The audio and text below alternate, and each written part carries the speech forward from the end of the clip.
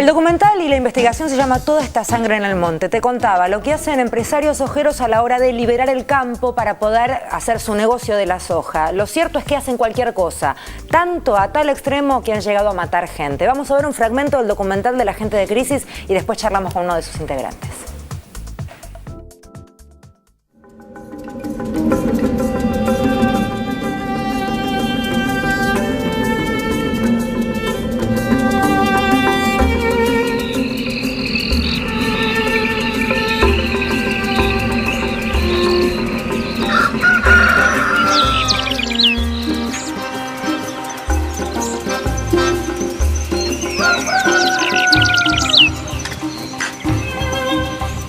Miguel Galván vivía del lado salteño, cruzando el Canal de Dios, cruzando el límite, y Rizo Patrón, que es el que lo asesinó, vive del lado sur, del lado santiagueño. Todo el lote es un mismo lote que se llama Simbol, según los catastros provinciales de ambas jurisdicciones. Lo que sucedió ahí es que otro empresario de apellido Figueroa, que llegó al lugar y ha empezado a convencer a algunos pobladores, y ellos han dado entrada al terrateniente con la promesa de que le van a dar trabajo, de que, bueno, algún sueldo deben estar cobrando ya algunos de los integrantes de la familia.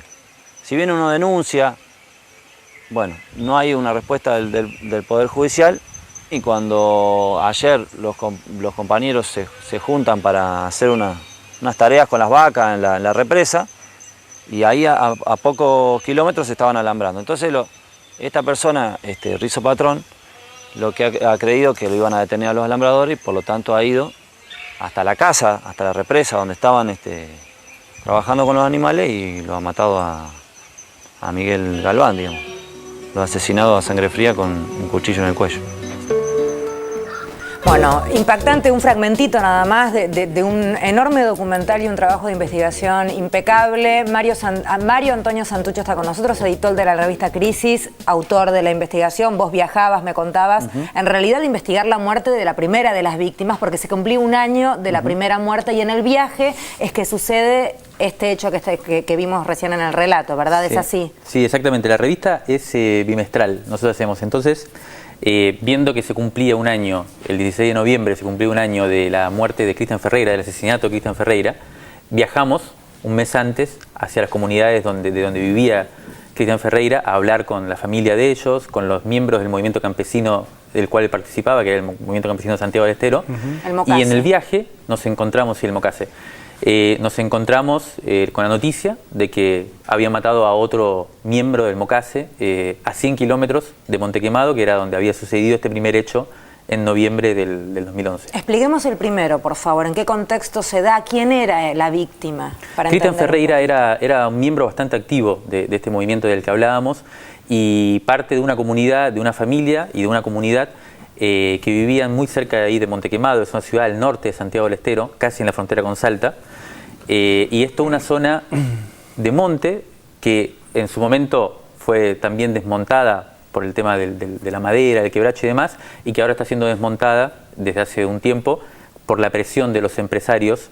En el primer caso, que fue el caso de Cristian Ferreira, empresarios de Santa Fe, que estaban como con lo que se llama expandir la frontera del agronegocios, y ellos llegan, alambran en connivencia con sectores del Poder Judicial y de la policía también, y con algunos miembros de las comunidades también, que para pasar a trabajar por sueldos, por pasar a trabajar para estos empresarios, se convierten en sicarios. Claro, ese es un aspecto interesante, porque entiendo que en uno de los casos la persona que lo mata está relacionada con la víctima, digamos, ¿no? Sí. Entonces son como, digo, dentro de las mismas comunidades, ¿no?, que se producen estos crímenes. Sí, en los dos casos. En los dos casos. En el primer caso no era un familiar cercano, pero sí era gente de la comunidad misma, de la zona, que es complicado porque los empresarios llegan con mucho dinero, con mucho apoyo también del sector judicial y de la policía, y llegan como con los hechos consumados. Dicen, esta tierra es nuestra, ustedes se tienen que ir. En los lugares donde hay una organización como es el Mocase, de campesinos, Sí.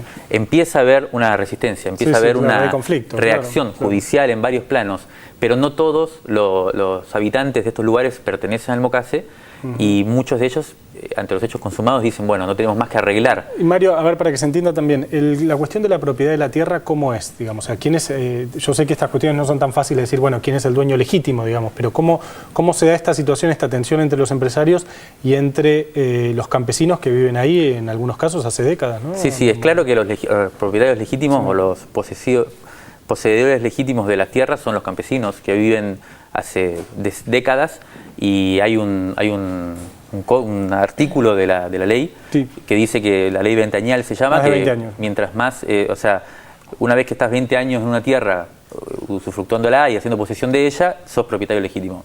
Después, el problema es que los catastros provinciales de tierras en todas las provincias, en casi todas las provincias del país, esto es uno de los problemas, que hay una ley de tierras que Sí. se votó y que está por implementarse, precisamente para regularizar. Sí, que el tema pide primero un censo, digamos, ¿no? Exactamente. Sí. En realidad es la ley que limita la capacidad de los empresarios extranjeros para comprar tierras. Sí.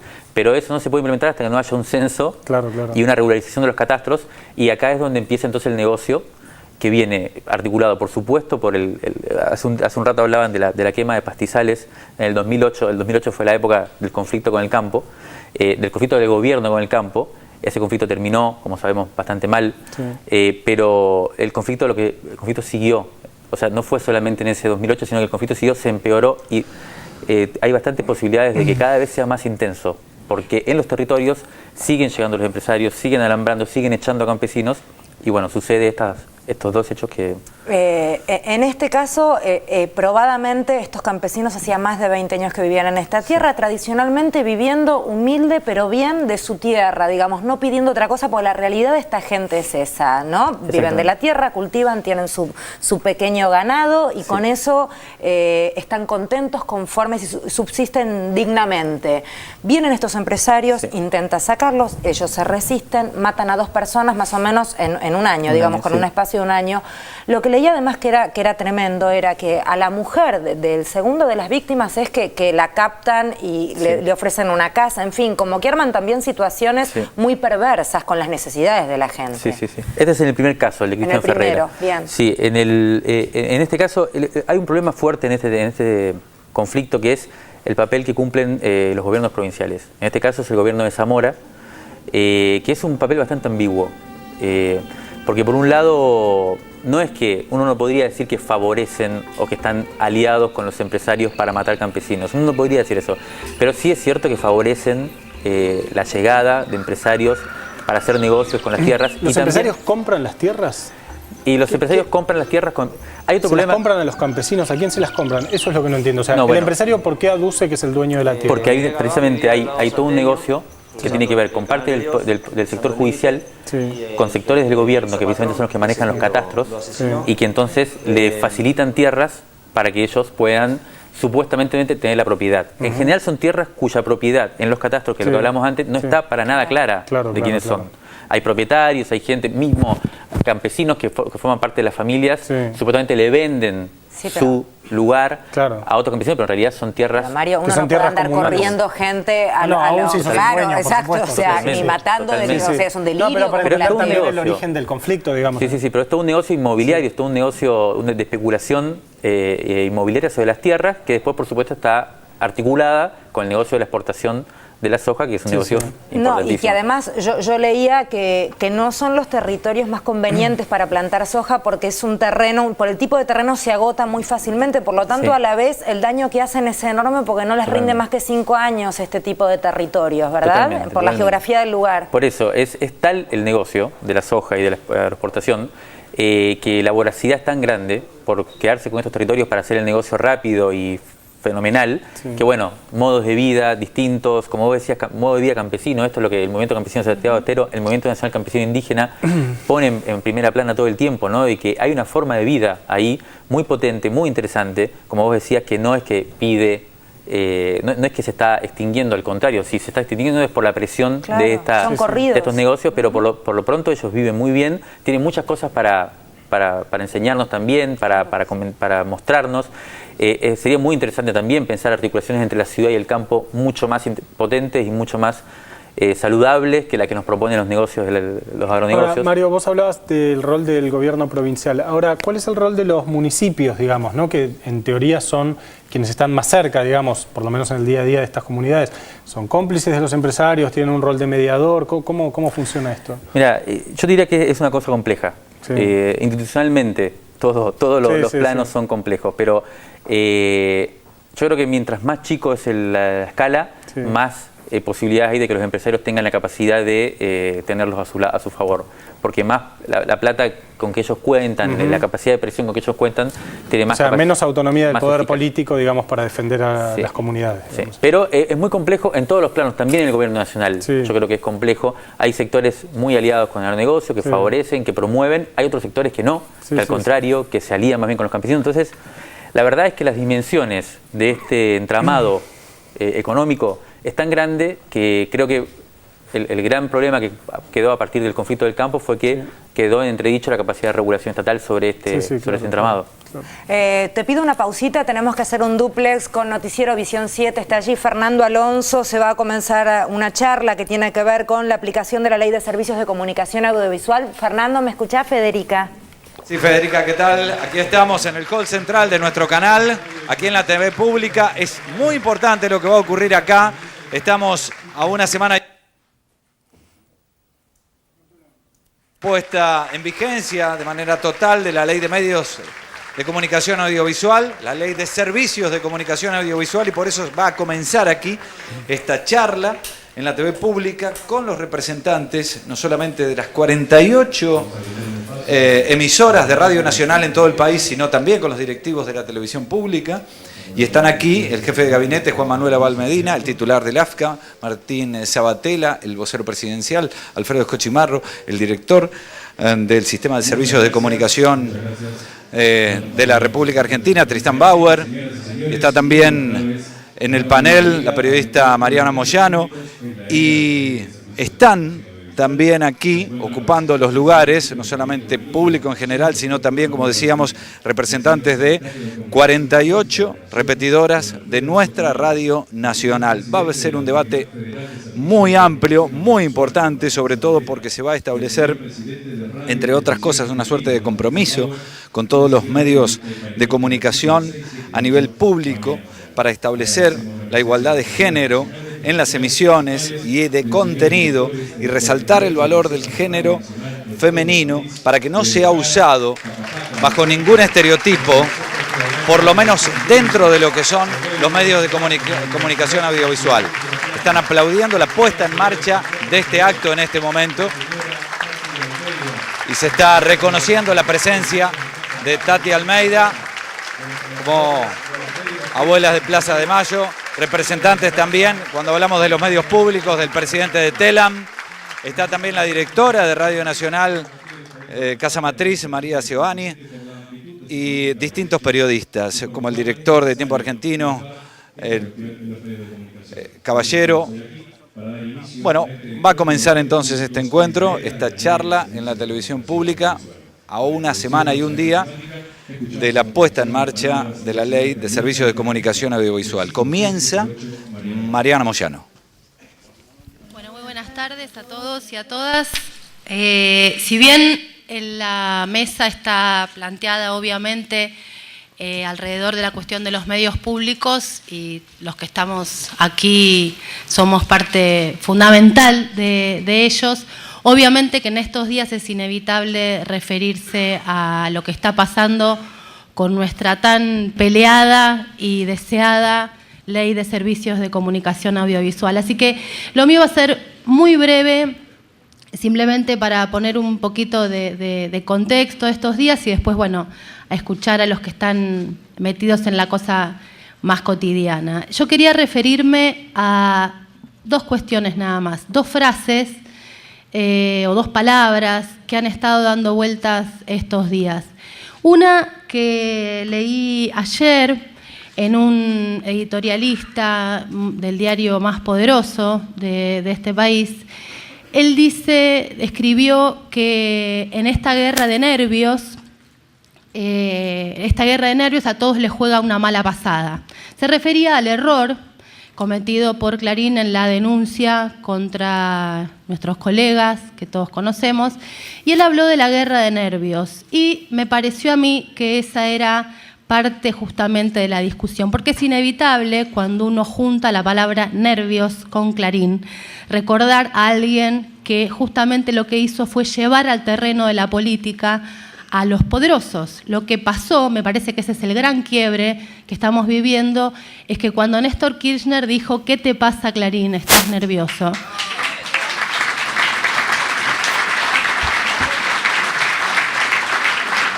Lo que hizo fue quitarlo del lugar de la oscuridad, del anonimato, del silencio, donde están acostumbrados a funcionar. Y me parece que ese es el gran cambio, y es que en el terreno de la política, que se hace a cara descubierta, mano a mano, negociando, a veces ganando, a veces perdiendo, es donde los poderosos no saben manejarse bien y por eso a veces cometen tantas torpezas. Y la otra palabra de estos días también es la que la Corte dijo ayer, y es una palabra que tenemos que grabarnos, porque la Corte dijo ayer que lo que estaban pidiendo era inadmisible. Y me parece que es una gran palabra también para justamente preguntarnos en parte por qué nuestra sociedad admitió que llegaran hasta acá. Yo creo que también es el avance y luego hacer una pequeña autocrítica. Y esto me lleva justamente a otra cuestión para meterme lo que tiene que ver puntualmente con el contexto de nuestra ley, es que hay una trampa que se está planteando, que intentan plantear algunos, que se trata de decir que esto es una guerra del gobierno nacional, del actual gobierno. Aquí estoy yo de vuelta. Estábamos espiando un poquito ahí lo que estaba diciendo Mariana Moyano. Reitero, si te interesa seguirlo particularmente, www.tvpublica.com.ar o www.radionacional.gov.ar. Allí podés seguirlo puntualmente en vivo, como está sucediendo en este momento allí en el hall central de Canal 7.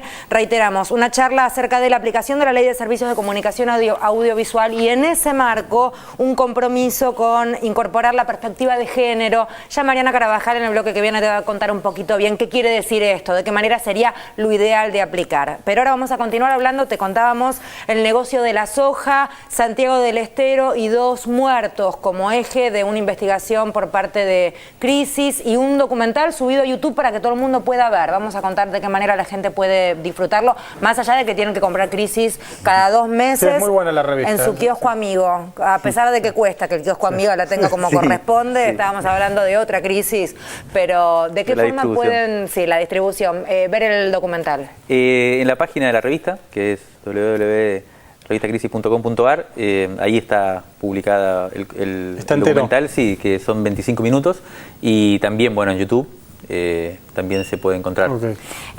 Hablábamos un poco de una cuestión muy perversa a la hora de matar, si cabe ser más perverso que matar a alguien. La situación que arman es agarrar gente del núcleo íntimo de la víctima, ¿verdad? En los 2 casos se repitió esta situación casi como un sicario conocido, lo cual es muy monstruoso. Sí, antes contábamos esto, ¿no? De cómo la capacidad de presión de los empresarios en los territorios concretos hace que mismo las comunidades se dividan y haya algunas personas que trabajen. En general son también personas que de alguna manera vienen trabajando. En el caso de Cristian Ferreira, por ejemplo, era una especie de bandita ahí de la zona que ya venía trabajando con punteros del PJ o del radicalismo en la zona, y bueno, una especie de matones que en todos lados hay, que quedan entonces como fuerza de choque al servicio de los empresarios que llegan, ¿no? Pero hay una cosa más que está pasando, que está sucediendo, que sucedió un poco después también, otra persona muerta en un conflicto diferente, pero que suma otra capa de complejidad, que es que hay bandas organizadas en Santiago del Estero ya solamente con la tarea de detectar campos con situaciones supuestamente irregulares de propiedad para alambrarlos y después vendérselo a los campesinos. Ya hay grupos, hace poco se enfrentaron 2 grupos de estos, que ninguno tiene que ver con el movimiento campesino.